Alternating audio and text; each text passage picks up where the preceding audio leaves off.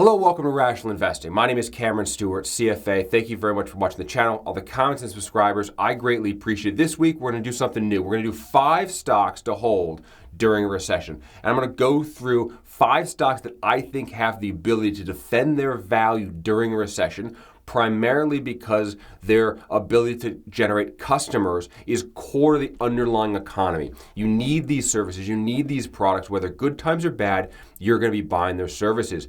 And let's figure out how much cash flow, how much hard cash money do they make buying and selling their services for you. So here we go, 5 stocks to own during a recession. Number 1, CVS Health, ticker CVS. It's a multi-location retail business that services for pharmaceutical products, pharmacy products, and also convenience store products. They've been growing their per stores, their number of stores, and the revenue per store has been growing over the last decade. If we look at the enterprise value of the business, the entire value of the business, the blue line here, it has grown from roughly $60 billion to $180 billion over the last decade period of time. The green line is the market cap, that's the price at which it's traded at, and the purple is the level of debt. And the level of debt has grown from $10 billion to $63 billion, but the enterprise value itself has grown dramatically. Let's see if earnings stack up with this. So here is revenue and EBITDA, enterprise level earnings for CVS over the same decade, and you can see it's grown. $126 billion of revenue, up to $290 billion of revenue annually as they both grow their store count and the revenue per store grows. Earnings have also grown from $9 or $10 billion to $18 billion. That's a doubling of earnings, more than doubling of earnings over that decade. A nice, steady, consistent growth path. I like to see that. Free cash flow is following earnings actually rather strongly from 5.7 at the low to $18.2 billion of jack in the bank account at the end of the year. This is not income, this is hard cash money, and that's what we want to see. $18 billion. CapEx is only 2, so they can easily afford to continue to build new stores with how much cash they're generating. Leverage and debt use is very, very critical, and you want to make sure you're buying companies with as little debt as possible. Ideally, our maximum would be 3 times debt to EBITDA or less, and CVS does check that box. It had borrowed a lot of money. The blue line is the amount of debt that they have on the balance sheet, and that debt has been coming down over the last multiple years as they use their free cash flow to buy down debt. And this purple line is our ratio. It's approaching 3 to 1. It becomes economic for us to buy it. That's a good thing we want to see. Now, on a value basis, how are they stacked up? The blue line here is the enterprise value to EBITDA. It's a relative value metric. And they're currently trading for 9 times enterprise value to EBITDA, or 9 years of payback if you were to buy the enterprise, and the earnings annually would take 9 years to get the money back. That's about average for what they've been trading at, which is okay. The interesting thing here is the free cash flow yield is 12%. Remember I told you last slide they've been buying down, well, A, free cash flow has been skyrocketing high, and B, debt has been coming down. That means that as they pay down this debt, they no longer have to buy it, and this cash flow then can come to us as equity owners. So you're seeing this free cash flow yield climb. It's currently yielding 12%. Not bad sitting in a company during a recession that's kicking off 12% of cash. Generating cash, you're going to sit there and hold it for a long, long time. Number 2, O'Reilly Auto Parts, ticker ORLY. I like both O'Reilly Auto Parts and AutoZone. Again, multi-location retail. They own stores across the United States, and those stores, both revenue and earning, are growing. What do? They supply auto parts. Why? Because inflation is causing raw materials to be very expensive, which means new cars and used car pricing are going up. And when that happens, people can't afford to buy a new car, they fix up the old car. Auto parts. O'Reilly Auto Parts enterprise value has grown from roughly $13 billion to $53 billion over the last decade. That's a monster growth rate over that time. And you'll see the green line, which is the market cap, has stayed consistent with the blue. That means leverage has been very, very small. We like to see that. Let's check revenue and EBITDA. Revenue has been growing $6.6 billion to $13 billion, a doubling over that period of time. Remember, growing the store count, store counts grow, plus each store grows revenue a little bit by raising prices, and profit grows by being a little bit more efficient at every store. Profit, EBITDA, $1.2 billion to $3.2 billion. That's 3 times earnings growth in a decade. That's fantastic.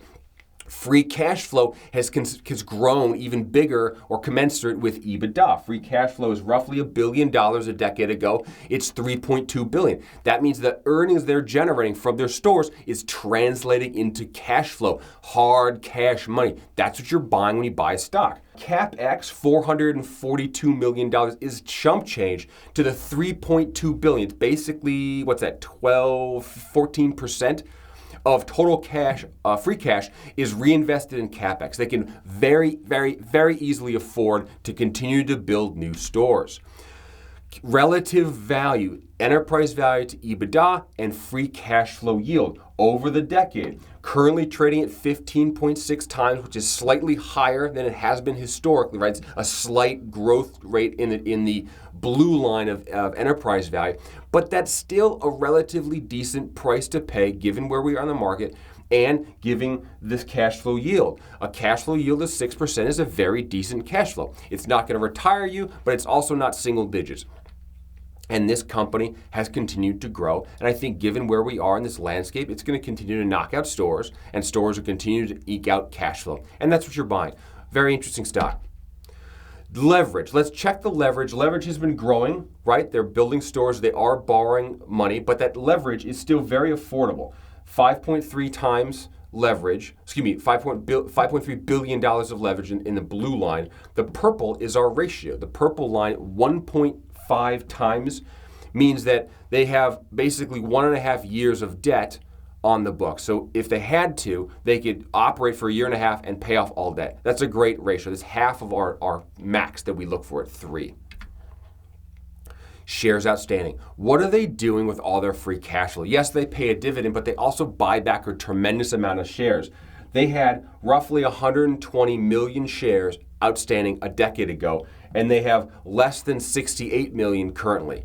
That's a 70 plus 2, 50 million shares, almost 50% reduction in shares. That means the stock price or your ownership value, had you bought the stock a decade ago, would double in value simply because they've removed shares outstanding. This is them reaching into the market, buying shares, tearing them up and throwing them away, and it means that the remaining shareholders own a bigger piece of the company. Think of a pizza pie and you're cutting it into smaller slices. Well, what happens if you merged slices together and you went from 8 slices to 4 slices? That means each owner now owns a bigger percentage of the business. This is fantastic.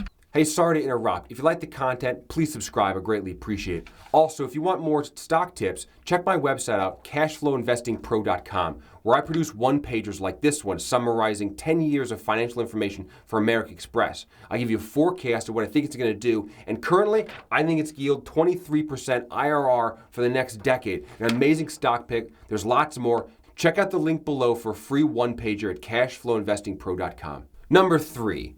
Dollar Tree, ticker DLTR. Now, Dollar Tree is another multi-location retail. It's servicing the lower end of the retail customer. These are people who are frugal, budget conscious, dollar pressed, whatever you want to call it, but they are people who need basics for utensils, for some basic food, basic candy and toys at a low reduced price. Again, multi-location retail. They build stores, those stores operate. They're able to raise prices slowly and eke out greater earnings over time with scale, and that stacks and compounds over time, and it's very defensible in a recession. So what has Dollar Tree done? Well, Dollar Tree has grown from $12 billion to $38 billion over this time. That is almost a tripling in enterprise value. You can see the green line has grown commensurate with that because debt has stayed manageable. Very, very good to see. Revenue and EBITDA, revenue, $3.7 billion to $26 billion over that period of time. That is a 4x growth rate, phenomenal on revenue. Earnings, $1 billion to $2.5 billion. Earnings are growing. A little slower, but they are definitely growing. Free cash flow is also growing nicely, from $1 billion to a peak of 2.7 and down to 1.4 as they had to reinvest in their inventory following the COVID pandemic. I expect this to revert back higher. Cash flow is much more unpredictable or much more volatile than earnings. That's one reason you look at that. Hence the smoothing of line items in the P&L like depreciation and so forth. So you'll see more volatility in cash flow. But I think that's going to revert higher, and their CapEx is relatively low at $1 billion for building new stores. They can easily afford that every single year. Leverage is doing okay. They've got $9 billion of total debt outstanding. It's only 2 times, at the purple line, it's only 2 times earnings. That is below our 3 times. It's very manageable. And with the growth rate that they're experiencing, they should be able to easily pay that and continue to grow. Shares outstanding have been relatively flat. Recently, they've come down as they've used some of their free cash flow to buy back shares. Lastly, we want to take a look at the enterprise value, the relative value. So enterprise value to EBITDA, that is again the multiple of earnings you're paying on the business, is 13.9, which is relatively even for where they have been in the past. A little high, but relatively even. Free cash flow yield is very low right now because I mentioned earlier the reinvestment in inventory following post-COVID. I think that reverts back higher. So you're in this 5 to 6% yield rate when it reverts back. And I think that's a strong yield to hold for a company during a recession. Number 4, United Health Group, ticker UNH. United Health Group is a healthcare provider for the United States, covering insurance and patients, helping patients find and pay for medical services. $100 billion to $460 billion of enterprise value over the last decade. Market cap has followed that. That's a 400% increase in your value over a decade. Debt has remained very, very low. So the green line is right on top of the blue line because the enterprise value equals the market cap. Let's look at revenue. Revenue is doing the same thing. So revenue, $100 billion to $286 billion. That's a 3 times growth rate on the revenue. EBITDA earnings, $10 billion to $26 billion. That's a 260% increase in the earnings of the company over this decade period of time. Very, very nice to see. And no shocker, this is the theme of the channel. This is the theme of the recession, free cash flow. God, I love free cash flow. This is where the rubber meets the road. If you can't make free cash flow, don't even bother considering the business. But look at this monster growth. $7 billion to $22 billion of jack that they make every year. Good for them. That's fantastic. And they can easily pay for their CapEx. So what does that mean? They have, let's cover debt. So leverage, $28 billion, but they make so much money in annual earnings, that's only 1 times earnings that they have in leverage. So if you've got monster cash flow, which dwarfs your debt payment, what's going to happen to that cash flow? It's got to go somewhere. After it pays the debt, after it pays CapEx, all it does is it flows through the equity holders and they buy back stock. So here's their stock. They've been buying back a lot of stock, back from $1 billion to $940 billion. I expect that to continue to come down. They also pay a dividend. Lastly, we want to look at the relative value of this business. So again, a multiple of earnings. It's currently trading at 18 times. That multiple has been growing. You can see why. Revenue is growing, enterprise value is growing. They have very little debt, and free cash flow is monstrous. The yield is 4%, slightly less. I think everybody's diving into this. It probably would have been a better purchase maybe a couple years ago when everything was robust, but still making 4%, strong cash flow, no debt, and a service that frankly everybody has to pay for. It's healthcare. So that's why it's concluded in this is just the fundamental rock solid nature of the healthcare business, or rather the obligation for people to pay for it rather than its financial assurity. It's more that we're obligated to pay for our healthcare. Number 5, Salinas Corporation, ticker CE.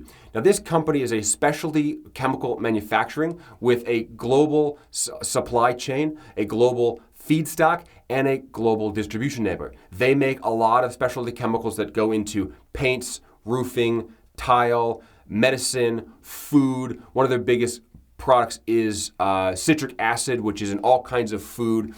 Very globally diversified, kind of a plodding company, but definitely a stalwart of a business that's embedded in how we do what we do.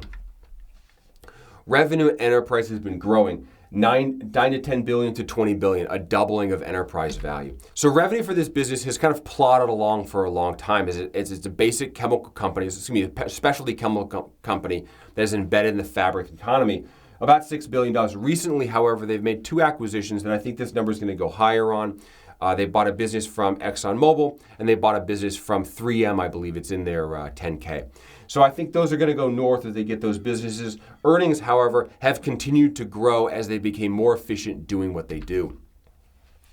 Where the rubber meets the road is really free cash flow. So as revenue was kind of soft-ish, earnings have been continuing to grow, and free cash flow has been continuing to grow from $760 million to $1.7 billion of annual free cash flow. Easily pays for all the reinvestment in CapEx that they need to do to maintain their systems and procedures. Debt levels are reasonable. $3.6 billion of total debt as of last fiscal year is only 1.5 times earnings. So they have low debt. Shares outstanding. This company has been gobbling up shares like no one's business.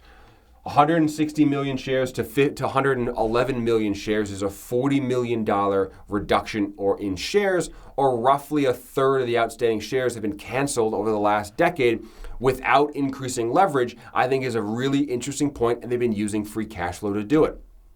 Relative value. This company trades at 5.7 times earnings currently, which is very cheap. If you look at the blue line historically, you're probably around 10. So you can see a market multiple expansion here as it snaps back to average. Plus, it's yielding 12.8 times free cash flow. That is a monster free cash flow yield in an economy for a company that is absolutely essential to everything that we do in terms of their product that they offer. So definitely check this company out.